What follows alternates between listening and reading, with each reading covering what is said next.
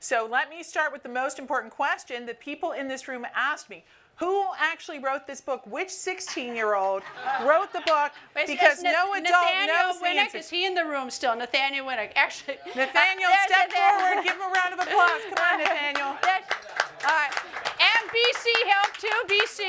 BC. All right, I'm going to be totally honest. And Lyric helped me with it too. You know, Lyric, her name's always buried in the fine print. And Bob Barnett. Bob Barnett's to be to blame too. Bob Barnett. Of course, every book in town is written by Bob Barnett, as we know. Right. Yes. Bob does them all, you know. But anyway, and they're all winners, so that's absolutely appropriate. All right, so let me ask you a couple of serious questions about this book. That wasn't a serious one? No.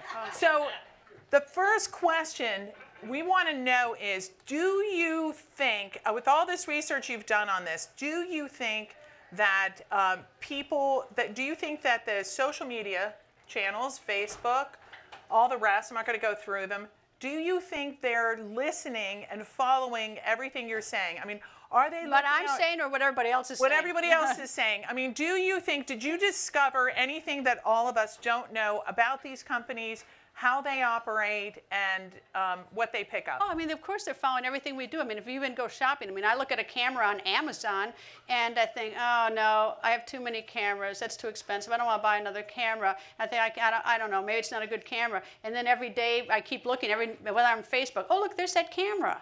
And I think, wow, isn't that, what a coincidence. And I go to Twitter, I go someplace else, I go on all the different platforms, and that camera keeps showing up. I think, wow, it must be popular. Maybe I should get it. And so I buy it. So yes, of course, they're watching everything we do.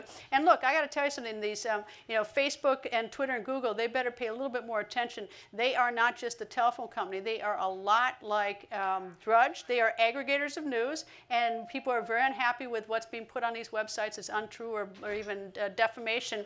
And they've been hauled up to Capitol Hill. And do you think they should be regulated? I think that they better get their...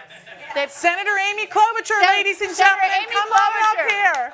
Come on, she's got something ready to go. From the great state of Minnesota, right next door to the great state of Wisconsin, I might add. Yes, what's your answer, Greta? My answer is that if I were their lawyer, I'd come up with a solution real fast, because if they don't come up with a solution real fast, Amy Klobuchar, senator from Minnesota, will. So that's their choice. They can either come up with their own solution now with all their technical abilities. They are on notice, and they better move fast, and I would not waste my time, because I would not want Senator Amy Klobuchar after my business. Anyway. Well, let me ask you the cultural side of that question. Do you think the Russia story with Facebook and this whole campaign and what's happening on the internet, do you think that people know about that, general population? I don't mean the people in the room.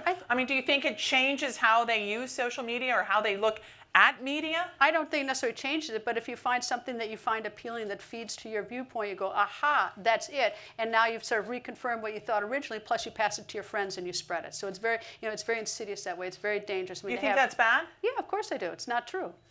Okay, so the two of us But I think you should be a careful consumer of news likewise, though. Right, well, I'm going to news next.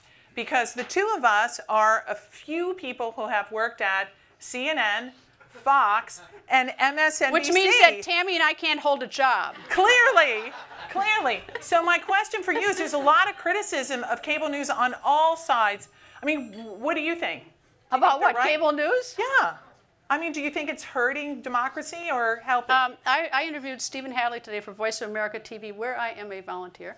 And he said, when I asked him basically a question like that, not on camera, maybe I shouldn't be saying this, but he said that all the noise we're hearing, it shows that the system works. Because there's so many, our institutions are fighting and challenging each other. And so, that he doesn't see this as our institutions being broken. So I think that, to the extent that there's a lot of, I don't like the falsehoods. I don't like the name callings. I hate that. I can't stand that. I mean, look, if you don't agree with the president, you don't have to say he's deranged or demented or whatever. Just say, be strong, be vigorous, be robust in your question, your examination of him. But you don't have to be insulting, because it also insults the office of the president of the United States, which will endure after many, many administrations. So I like a vigorous debate, but I do like the truth. And I do like fundamentally good manners, like we do in the Midwest, right? Senator Klobuchar, did she leave already? Good manners, good manners. Right. Well, speaking of good manners. She's moving around the room. It's making me nervous. Yeah, she's working the room. I like working that. the room. She's getting votes. She's gathering votes. I think that's I good. don't. For some reason, I don't think this one she's getting. But anyway, but they're friendly. That's the other thing people don't realize. That you read about the media on all these websites. You think we're at each other's throats and that we hate each other. But look around the room. It's different news organizations. We're all friends. I mean, you go out in the field and cover something, and if you got a problem like with a power cord or something else, Jennifer Griffin can tell you that everybody helps everybody else. It's really not like that. Everyone thinks that we're all at each other's throats and hate each other. We're competing, but I think it's a very different picture that is portrayed in the media, even about us. Well, you need to fix that. I am. I think we'll take back the internet. Use the internet for what it should be.